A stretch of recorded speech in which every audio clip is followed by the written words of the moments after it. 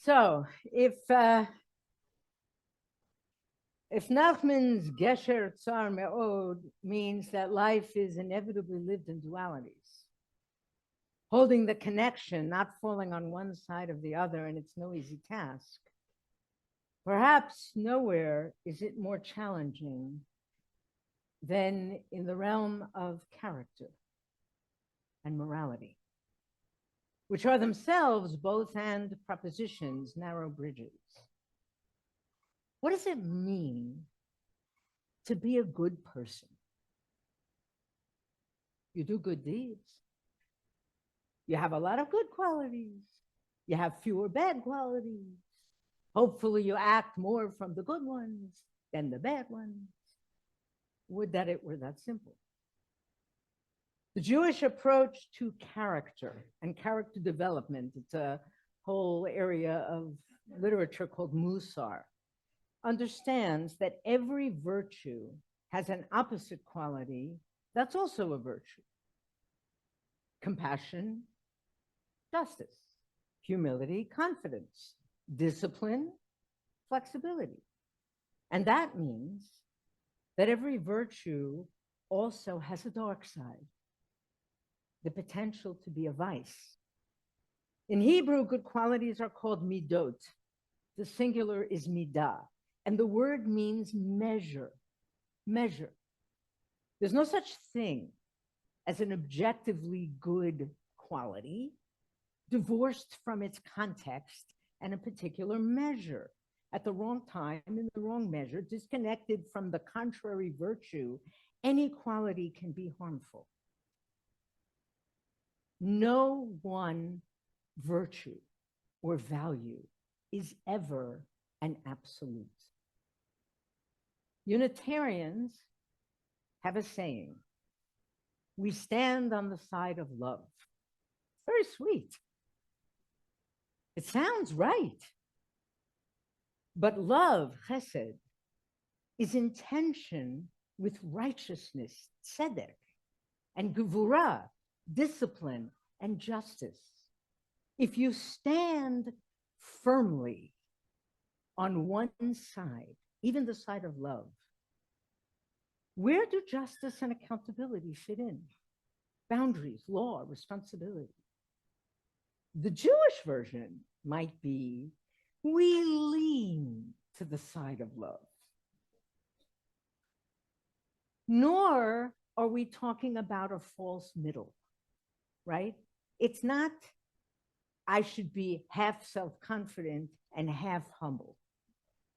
No, I have to be both at the same time, constantly calibrating, so I don't slide into arrogance or into self-abasement. So good character is a kind of narrow bridge.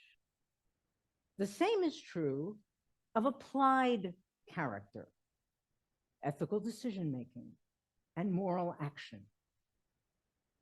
What's the right thing to do? Depends. Is making peace good? Of course. Is it always the moral choice? What if it involves appeasing evil?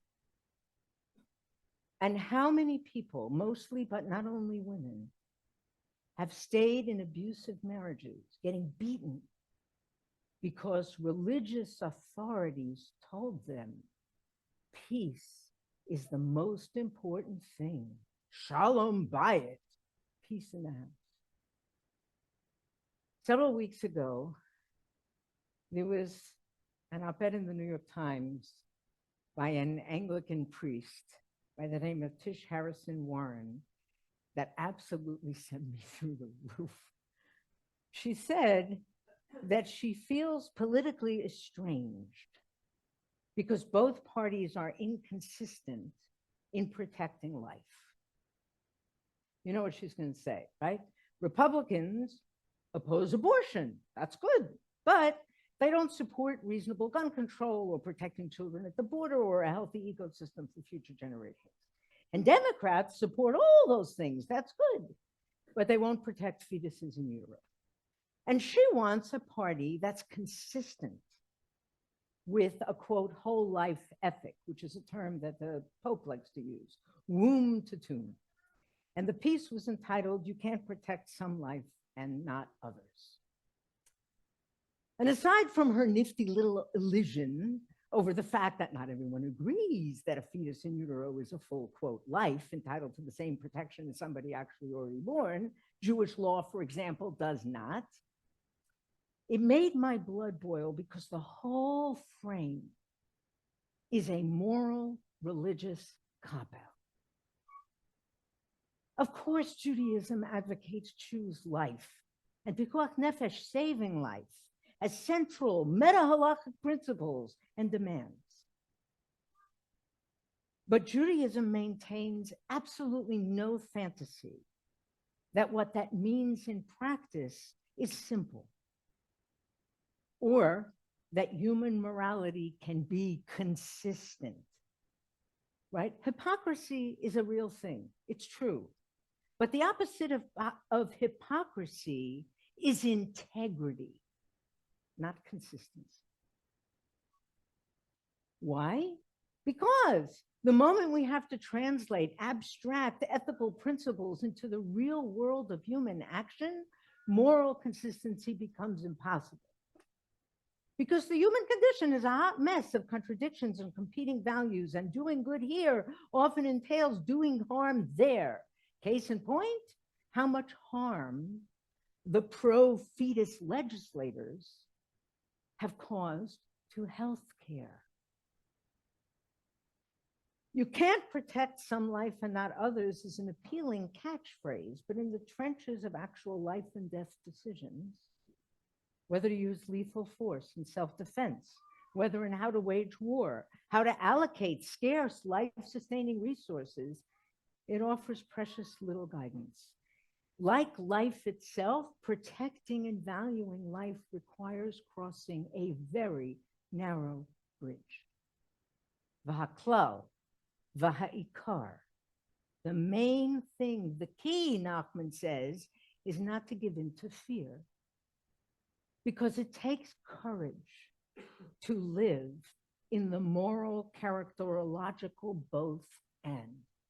It is so much easier to have simple, clear rules and slogans and bright lines between right and wrong, and of course, between the good people, us, and the bad people, them. It provides the luxury of lazy, tribal snap judgments.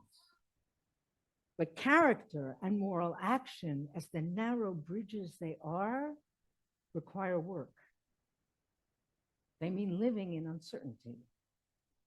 It means admitting, I don't always know the right thing to do. And sometimes there's no perfectly good choice, and I can just have to do my best and live with the harm I cause and try to mitigate it as best I can. It also means living knowing that my greatest strengths are also my greatest weaknesses.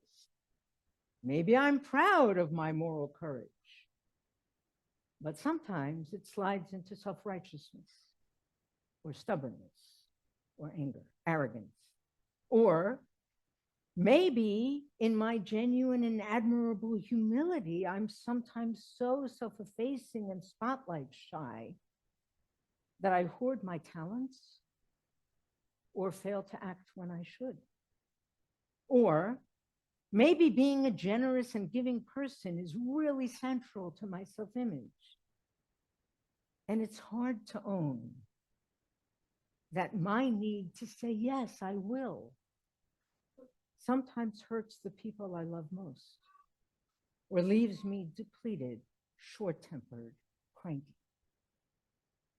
And by definition, it means I'm not static. If I'm always balancing and then I'm always in flux, recalibrating my midot, my behavior, my response, my views. So here's a great question for your Rosh Hashanah lunch table. In the last year, what significant thing something that matters to you? Have you changed your mind about? Have you come to really think differently about? If the answer is nothing, you may not be walking the narrow bridge. It's so countercultural today. We live in a society in which our side not only owns the truth, we own goodness and morality. So there's no possibility of understanding and connection. But just as artificial middles and false equivalencies and whataboutisms are lazy, sloppy thinking, so the fantasy that we can step off the narrow bridge and stand on one side is lazy, sloppy ethics and lazy, sloppy religion. So earlier I said that Nachman himself connected his Gesher Tzar Ma'od with Emet, with truth. In that teaching, he said that both of them are represented by the biblical figure of Jacob. So Jacob and Emet, and truth, is a sort of classic rabbinic association. That we know where he got that from. But what about the bridge? It's in the text I mentioned last night, chapter 32 of Genesis, where Jacob crosses the river Yabok and he ends up alone and he spends the night wrestling with some unknown being. And it's where he acquires the name Yisrael, our name, Israel, right? The wrestling is the famous part. But before the wrestling, there's this seemingly uneventful verse where he says that he brought his household, it says he brought his whole household across the river. And as I said last night, rather, it's kind of weird, it's odd and startling. The Midrash there says he made himself into a bridge. What are they actually imagining? What do you visualize when you hear that? Right? So one commentator, Radak, pictures him going back and forth. First, he crossed alone to test the depth of the water. Then he went back to get the others. And those who could cross by themselves, he took by the hand and let across. And those he couldn't, he took on his shoulders. And after he got the Gansa Mishpacha across, it was a big camp, he went back one more time to search for anything that might have been left behind. What a model of becoming a bridge. First, figure out your path and capacity. Test the depth of the water against your own height and strength. Know what you can do. Then, look to see who needs help. And with great sensitivity, determine how and how much to offer. Who just needs company, a little guidance, a hand to hold? Who needs to be carried for a while? And perhaps most importantly, who might be left behind, unseen, forgotten, as the rest of the group moves forward? Would that we all did that. Like a bridge over troubled water, I will lay me down. Through chesed, loving kindness, being there for others. More on Yom Kippur. A second line of interpretation envisions Jacob standing in the middle of the river, reaching out to one side and moving everyone across to the other. Also, a powerful model of being a bridge. Can you enter the murky, troubled, and troubling waters of change and stand steadfastly, an open, available, stable, non-anxious presence in scary times? Just that alone helps others find their way through. Our society is structured economically to keep us reactive, afraid, unregulated, off balance. It's what gets votes and power. And it's what keeps eyeballs on content on screen. And that is where the money is. And it is tearing us apart. So it is no small thing to be a bridge in this way. Someone who doesn't get hooked. More on that tomorrow. A third line of interpretation, he made himself into a bridge, is that he stretched across the whole river. Here, this is what I was talking about before. Making oneself into a bridge entails expanding one's heart and mind and soul and very self until one is capacious enough to connect both sides, heaven and earth, ideal and reality, left and right, bridging and containing diversity, contradictions, gaps. In this sense, being a bridge means having the character to resist all those clear dichotomies in the larger culture that are of necessity, by definition, less than true. He made himself into a bridge. We are so desperately in need of bridge people. People who can connect, support, and carry, provide sure footing, offer a wider vantage point, take us from here to a more loving, more just there. We need them personally. With everything going on here and in Israel, COVID, smoke from Canada, I think we're all scared and a little raw. It's hard to find sure footing, and we yearn to be carried or helped across, supported and held through the process. We yearn for people, communities, wisdom, who can be our bridge over troubled waters. And society, humanity needs them, not just the uncertainty. This is a time of devastating disconnection. It's in the news a lot lately. A couple of decades already, we've been talking about the bowling alone phenomenon, right? People no longer part of leagues and or community organizations. Everybody's doing their own thing. But there's now a growing epidemic of loneliness.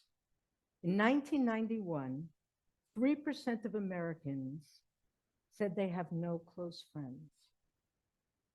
By 2021,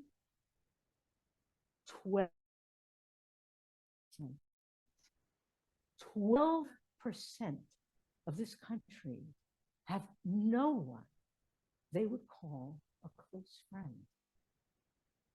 And then, of course, I don't have to tell you about all the polarization, right? If we don't even share facts, much less values, morals, vision, and all the inevitable demonization and scapegoating and hatred and violence that follows both problems. Who can help us find each other again? Who can speak across these vast divides and actually be heard?